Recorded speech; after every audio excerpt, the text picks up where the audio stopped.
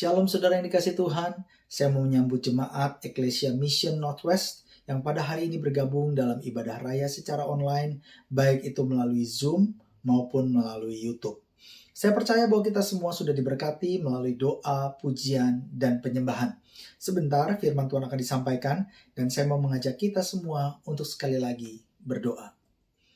Bapa di surga, kami bersyukur untuk lawatan-Mu, untuk doa, pujian, dan penyembahan. Dan kami percaya bahwa Engkau Allah yang bertahta di atas puji-pujian umat-Mu. Dan Tuhan, Engkau adalah Allah yang maha hadir. Dimanapun umat-Mu saat ini berada, kami percaya Engkau ada di situ. Engkau sedang mendekap kami. Engkau sedang ingin berbicara kepada setiap daripada kami. Oleh sebab itu ya Tuhan, urapi kami. Berikan kami telinga untuk mendengar. Berikan kami hati untuk mengerti. Dan biarlah melalui firman-Mu, iman umat-Mu hari ini boleh dikuatkan dan diteguhkan kembali. Urapi hamba-Mu, kuduskan hamba-Mu, kuasai hamba-Mu. Percayakan firman-Mu kepadaku agar aku dapat menyampaikannya tepat seperti apa yang Kau inginkan. Dan aku dedikasikan waktu ini seluruhnya ke dalam tangan-Mu. Di dalam nama Tuhan Yesus, kami mengucap syukur dan berdoa. Amin. Saudara yang dikasih Tuhan, saya bersyukur bahwa hari ini dapat berjumpa kembali bersama dengan saudara dan saya bisa melayani saudara dalam menyampaikan firman Tuhan. Saya percaya meskipun kita semua ada di dalam keadaan lockdown saat ini, tetapi kita semua ada di dalam perlindungan, penyertaan, dan anugerah Tuhan yang berlimpah-limpah. Amin. Saudara, ada banyak orang yang hari-hari ini sedang menanti-nantikan kapan waktunya kita akan keluar dari lockdown ini.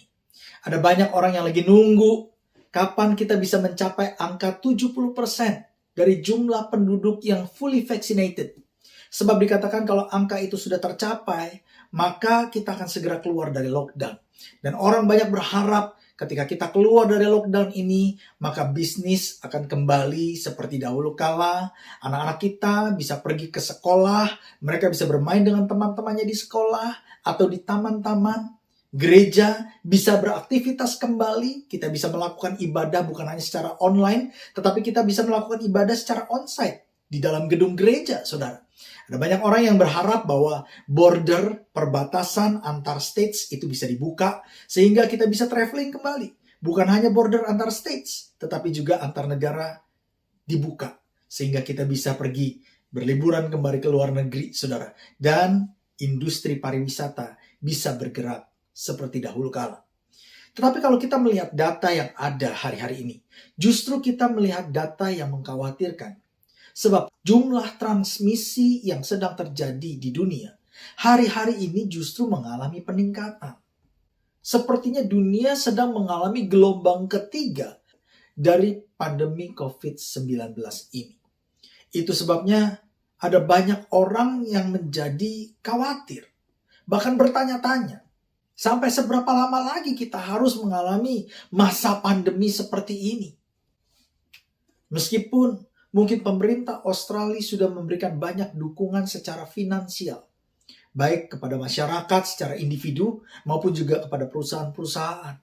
Namun kita dapat melihat bahwa ada banyak orang yang mengalami tekanan, mengalami depresi, gangguan emosional, mereka putus asa, kehilangan harapan, dan kehilangan semangat untuk hidup. Saudara yang dikasih Tuhan, data per Agustus tahun 2021 menunjukkan dampak akibat pandemi COVID-19 dan lockdown yang terjadi di Australia. Dan data ini menunjukkan sesuatu yang sangat mengejutkan. Dikatakan di sana bahwa setiap harinya lebih dari 40 orang anak-anak kecil dan remaja harus dilarikan ke rumah sakit akibat self-harming. Mereka menyakiti diri mereka sendiri akibat tertekan, saudara. Bahkan dikatakan angka orang yang mati akibat bunuh diri dari bulan Maret tahun 2021 hingga awal Agustus 2021 mencapai angka 1.200-an orang. 6 kali lipat lebih besar dari jumlah orang yang meninggal akibat COVID. Saudara melihat angka-angka ini, gereja tidak boleh tinggal diam. Gereja harus melakukan sesuatu. Gereja harus terus berdoa, harus terus mengerang, harus terus berseru kepada Tuhan. Memohon belas kasihan Tuhan atas negeri ini, atas jiwa-jiwa. Minta agar Tuhan segera memulihkan keadaan kita ini. Tetapi mungkin ada beberapa di antara kita yang berkata bahwa kami sudah berdoa, kami sudah mengerang, kami sudah berseru kepada Tuhan. Tetapi sepertinya doa kami belum dijawab. Kami menanti-nantikan janji Tuhan. Menanti-nantikan janji pemulihan itu terjadi. Tetapi kami melihat keadaan semakin lama menjadi semakin buruk. Semakin banyak orang yang mengalami depresi. Semakin banyak orang yang kehilangan arah dan kehilangan semangat hidup. Saudara, hari ini saya mau mengajak kita semua untuk melihat bahwa Alkitab mencatat setiap kali Tuhan menjanjikan sesuatu yang besar kepada seseorang, atau Tuhan ingin melakukan sesuatu yang besar dalam kehidupan seseorang, maka orang tersebut akan mengalami sebuah masa yang disebut sebagai masa penantian atau masa penundaan. Setiap kali seseorang akan melahirkan sesuatu yang besar daripada Tuhan, maka ia akan mengalami masa penundaan itu. Orang-orang yang mengalami masa penantian dan masa penundaan ini, hidupnya seperti tidak berbuah. Ketika mereka ada di dalam masa penantian, hidup mereka sepertinya mandul. Hidup mereka sepertinya tidak produktif, saudara. Ketika Abraham dijanjikan oleh Tuhan bahwa Sarah akan melahirkan Ishak, ia mengalami masa penantian atau masa penundaan yang cukup lama. Dia harus nunggu selama 25 tahun. Dan selama 25 tahun itu, hidup Sarah sepertinya tidak berbuah. Sarah sepertinya mandul, tidak bisa punya anak, saudara. Ketika Ribka, istri dari Ishak, hendak melahirkan Esau dan Yakub, saudara, mereka juga mengalami masa penantian.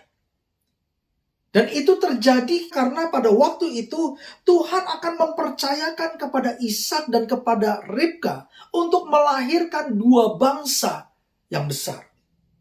Ketika Hana akan melahirkan Samuel, Hana mengalami masa penantian. Sehingga sepertinya Hana pada waktu itu mandul, bertahun-tahun berdoa, minta mujizat, tetapi Tuhan sepertinya tidak menjawab doa Hana.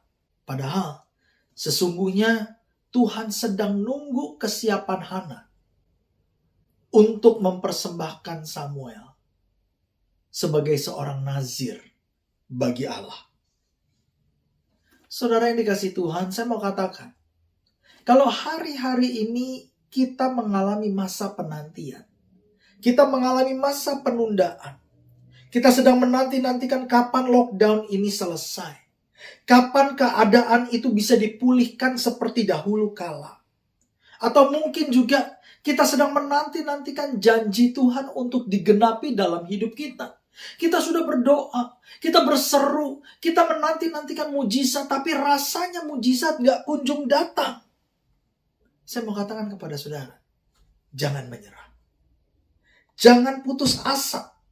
Sebab mungkin saja Tuhan izinkan saudara dan saya masuk dalam masa penantian atau masa penundaan. Karena Tuhan sedang mempersiapkan sesuatu yang besar yang akan dipercayakan kepada saudara dan saya. Mungkin saja saudara dan saya sedang mengandung sesuatu yang besar yang daripada Tuhan. Nah, hari ini saya mau bagikan kepada saudara 3 hal yang kita perlu perhatikan ketika kita ada di dalam masa penantian. Yang pertama yang saudara dan saya perlu perhatikan adalah ketika kita ada di dalam masa penantian, jangan pernah bertindak atau mengambil keputusan tanpa Tuhan. Saudara, meskipun mungkin di tengah-tengah masa lockdown, di tengah-tengah masa penantian, ada begitu banyak tawaran-tawaran yang menarik. tawaran-tawaran yang menggiurkan.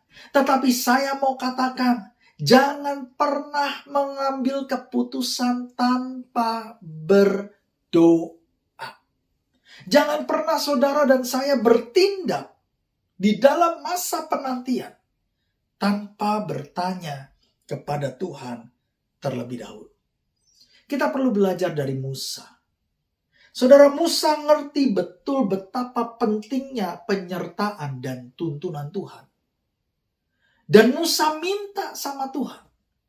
Ketika bangsa Israel ada di padang gurun, ketika mereka sedang ada dalam masa penantian, hendak masuk ke tanah perjanjian, Musa minta sama Tuhan di dalam Keluaran 33 ayat 15-16. Berkatalah Musa kepada Tuhan, dia berdoa kepada Tuhan, jika engkau sendiri tidak membimbing kami, janganlah suruh kami berangkat dari sini. Dari manakah gerangan akan diketahui bahwa aku telah mendapat kasih karunia di hadapanmu, yakni aku dengan umatmu ini? Bukankah karena engkau berjalan bersama-sama dengan kami, sehingga kami, aku dan umatmu, dibedakan dari segala bangsa yang ada di muka bumi ini?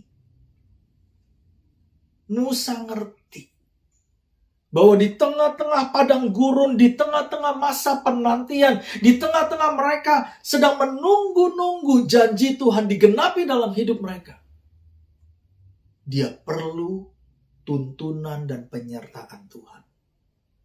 Itu sebabnya saya mau katakan kepada saudara, kalau hari-hari ini kita sedang ada dalam masa penantian, kita sedang menanti-nantikan janji Tuhan, kita sedang menunggu-nunggu mujizat Tuhan, jangan pernah bertindak dan mengambil keputusan tanpa berdoa dengan Tuhan. Apalagi mencoba untuk menolong Tuhan, saudara.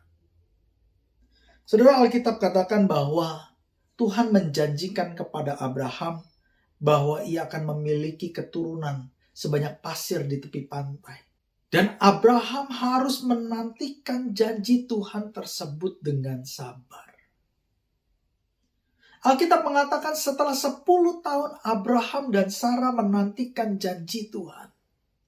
Dan tidak ada sesuatu yang terjadi. Janji itu belum kunjung digenapi dalam hidup mereka. Maka pada waktu itu Sarah mulai berpikir. Dan dia mulai berkata, mungkin bukan dari aku keturunan itu akan dilahirkan. Mungkin keturunan itu akan dilahirkan melalui hambaku, yaitu Hagar. Maka Alkitab mengatakan pada waktu itu Sarah memberikan Hagar kepada Abraham. Dan apa yang terjadi? Hagar melahirkan Ismail. Karena ketidaksabaran Sarah, ketidaksabaran Abraham, Sarah mencoba untuk menolong Tuhan agar janji itu digenapi. Yang lahir adalah Ismail. Tuhan gak perlu kita tolong. Dia sanggup menggenapi janjinya. Serahkan kepada dia. Dia tahu waktu yang tepat untuk menggenapi janjinya dalam hidup saudara dan saya. Hal yang kedua, yang perlu kita perhatikan ketika kita ada di dalam masa penantian adalah jangan melakukan apa yang tidak seharusnya kita lakukan. Saudara, ketika kita sedang menanti-nantikan janji Tuhan, menanti-nantikan mujizat Tuhan, tidak peduli seberapa terdesak keadaan saudara, seberapa terhimpit keadaan saudara, tapi saya mau katakan kepada saudara, jangan pernah kita melakukan apa yang seharusnya tidak kita lakukan. Saya mau mengajak saudara untuk melihat di dalam 1 Samuel 13 ayatnya yang ke-6 sampai dengan ayat ke-13. Kisah ini menceritakan tentang Raja Saul dan Samuel. Ayat yang ke-6 dikatakan begini. Ketika dilihat orang-orang Israel bahwa mereka terjepit, sebab rakyat memang terdesak, maka larilah rakyat bersembunyi di gua, keluk batu, bukit batu, liang batu, dan perigi. Malah ada orang Ibrani yang menyeberangi arungan sungai Yordan menuju tanah Gad dan Gilead. Sedang Saul masih di Gilgal dan seluruh rakyat mengikutinya dengan gemetar. Ia menunggu 7 hari lamanya sampai waktu yang ditentukan Samuel. Tetapi ketika Samuel tidak datang ke Gilgal, mulailah rakyat itu berserak-serak meninggalkan dia. Sebab itu Saul berkata, "Bawalah kepadaku korban bakaran dan korban keselamatan itu." Lalu ia mempersembahkan korban bakaran. Baru saja ia habis mempersembahkan korban bakaran, tampaklah Samuel datang. Saul pergi menyongsongnya untuk memberi salam kepadanya. Tetapi kata Samuel, "Apa yang telah kau perbuat?" Jawab Saul, "Karena aku melihat rakyat itu berserak-serak meninggalkan aku, dan engkau tidak datang pada waktu yang telah ditentukan. Padahal orang Filistin telah berkumpul di Mikmas. Maka pikirku, sebentar lagi orang Filistin akan menyerang aku di Gilgal. Padahal aku belum memohonkan belas kasihan Tuhan. Sebab itu aku memberanikan diri lalu mempersembahkan korban bakaran." Kata Samuel kepada Saul, "Perbuatanmu itu bodoh. Engkau tidak mengikuti perintah Tuhan Allahmu yang diperintahkannya kepadamu. Sebab sedianya Tuhan mengokohkan kerajaanmu atas orang Israel untuk selama-lamanya." Saudara, kisah ini mengisahkan tentang Raja Saul. Ketika Raja Saul bersama dengan orang-orang Israel pada waktu itu pergi berperang melawan orang-orang Filistin. Alkitab mengatakan jumlah orang Filistin ada begitu banyak, saudara. Dan mereka sudah lama semakin mendekat dengan orang-orangnya Saul. Orang-orang Saul hanya sekian ribu. Tetapi Alkitab mencatat jumlah pasukan orang Filistin itu sudah tidak bisa dihitung lagi. Dan dalam keadaan terjepit seperti itu, Saul menanti-nantikan kedatangan Samuel. Karena Samuel udah pesen sama Saul, "Jangan lakukan apapun, jangan pergi berperang sampai aku datang kepadamu."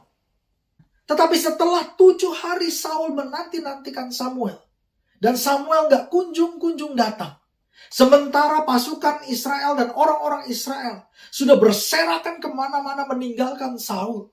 Maka dalam keadaan terjepit dan dalam keadaan terdesak, Saul mengambil keputusan yang bodoh.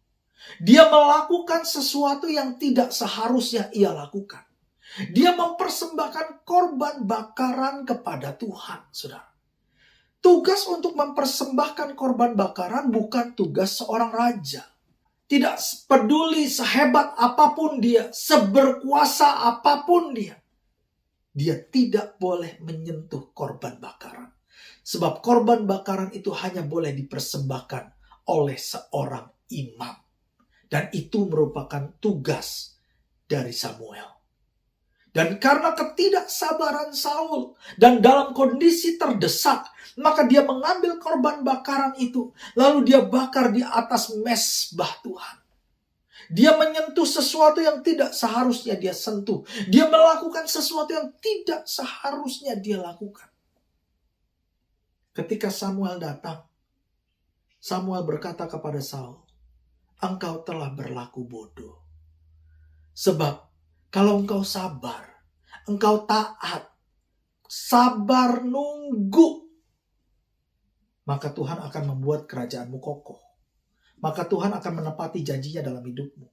Maka Tuhan akan melakukan hal-hal yang besar dalam hidupmu. Tetapi karena engkau tidak sabar, engkau menyentuh sesuatu yang seharusnya tidak kau sentuh. Engkau melakukan sesuatu yang tidak seharusnya engkau lakukan. Maka sekarang Tuhan tidak akan membuat kerajaanmu kokoh." Saudara, Saul mengalami kerugian yang besar akibat ketidaksabarannya dalam menanti janji Tuhan. Itu sebabnya saya mau katakan kepada saudara, jika hari-hari ini kita sedang ada dalam masa penantian, kita sedang menanti-nantikan janji Tuhan, sabar, sabar, tunggu. Jangan sentuh sesuatu yang tidak seharusnya kita sentuh. Jangan melakukan sesuatu yang seharusnya tidak kita lakukan. Yang ketiga, yang terakhir.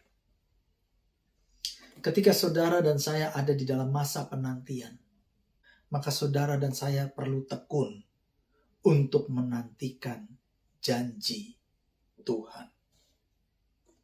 Saudara, kalau saudara baca di dalam kitab Yosua pasalnya yang ke-14, ayat yang ke-6 sampai ayat yang ke-12. Di sana saudara akan menemukan sebuah kisah tentang Kaleb. Bagaimana Kaleb datang kepada Yosua dan Kaleb berkata, "Berikan kepadaku Hebron." Sebab Musa sudah berjanji dia akan memberikan Hebron kepadaku. Dan sekarang setelah 45 tahun Kaleb menanti-nantikan janji itu. Kaleb minta kepada Yosua. Kaleb harus nunggu 45 tahun lamanya untuk janji yang pernah diucapkan kepadanya digenapi. Saudara, selama 45 tahun itu, Kaleb dengan tekun menantikan janji. Saya bayangkan mungkin setiap hari Kaleb bangun. Kaleb berdoa. Kaleb berseru. Menantikan janji itu digenapi. Kapan ya Tuhan? Kapan janji itu digenapi? Kapan apa yang dikatakan oleh Musa itu bisa menjadi milikku? 45 tahun dengan setia, dengan tekun, Kaleb menantikan janji itu. Dan pada akhirnya, Kaleb mendapatkan Hebron. Hebron bukan kota yang biasa. Hebron adalah kota raja-raja. Kota Hebron ada di atas bukit yang tinggi. Kota Hebron merupakan salah satu kota yang terbaik yang ada di tanah perjanjian. Dan yang terbaik itu menjadi milik Kaleb karena Kaleb sabar menantikan janji Tuhan. Itu sebabnya saya berdoa. Biarlah kita menjadi orang-orang yang sabar untuk menantikan janji Tuhan. Sehingga kita dapat menerima yang terbaik yang Tuhan janjikan dalam hidup kita. Pejamkan matamu, kita berdoa. Bapa di surga, terima kasih untuk firman yang telah Kau sampaikan kepada umat-Mu. Hamba-Mu berdoa, hari-hari ini kalau ada di antara kami yang sedang mengalami masa penantian, yang sedang mengalami masa penundaan, kalau ada di antara kami yang hidup kami kelihatannya tidak berbuah, tidak menghasilkan, sepertinya mandul, Tuhan, aku berdoa, berikan kami kesabaran. Berikan kami kesabaran dan ketekunan untuk menantikan janji-Mu digenapi dalam hidup kami. Hamba-Mu berdoa, ketika kami ada di dalam masa penantian, biarlah kami belajar untuk tidak mengambil keputusan dan bertindak tanpa Tuhan. Biarlah kami belajar untuk tidak menyentuh dan melakukan apa yang seharusnya tidak kami sentuh dan kami lakukan. Biarlah kami belajar untuk tetap tekun menantikan janji Tuhan sampai janji itu, yang terbaik itu, digenapi dalam hidup kami. Berkati umat-Mu, berkati berlimpah-limpah. Di dalam nama Tuhan Yesus, kami mengucap syukur kepada-Mu dan berdoa. Haleluya. Amin.